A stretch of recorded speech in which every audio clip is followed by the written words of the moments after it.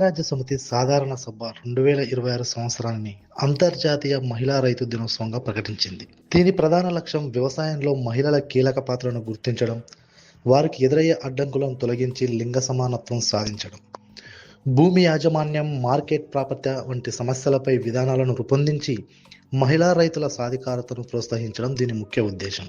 దేశంలో చాలా మంది మహిళలు రైతులుగా రాణిస్తున్నారు. కుటుంబ బాధ్యతలను మొత్తం చూసుకుంటూ వ్యవసాయం చేసేవారు కూడా అక్కడక్కడ ఉన్నారు. వనపర్తి జిల్లా జగత్పల్లి గ్రామానికి చెందిన 40 ఏళ్ల శాంతమ్మ వ్యవసాయం చేస్తూ జీవనం సాగిస్తున్నారు. భర్త రాజు ట్రాక్టర్ డ్రైవర్ అయినప్పటికీ వారి 3 పిల్లలను తనకున్న 2 ఎకరాల భూమిలో వ్యవసాయం చేస్తూ చదివిస్తున్నారు. మాకు 2 ఎకరాల పొలం ఉంటుంది, మేమే చేసుకుంటాం.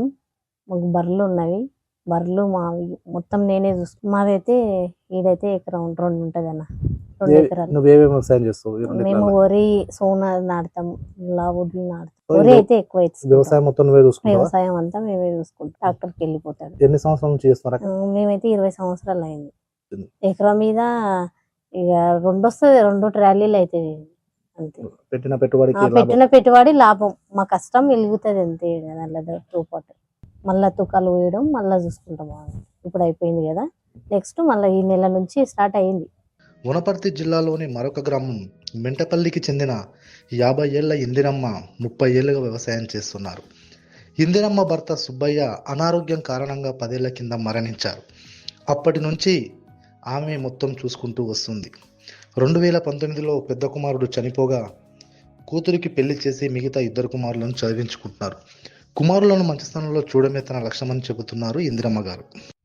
ఆ పేరు ఇందిరమ్మ, మెంటపల్లి. నా భర్త 10 ఏళ్ల కింద చచ్చిపోయిండు. నాకు 4 పిల్లలు, ఒక ఆడపిల్ల, 3 కొడుకులు. అయితే ఒక కొడుకు ఆరోగ్యం బాగాలేక చచ్చిపోయిండు. సంవత్సరానికి 2 పంటలు పండిస్తా నేను.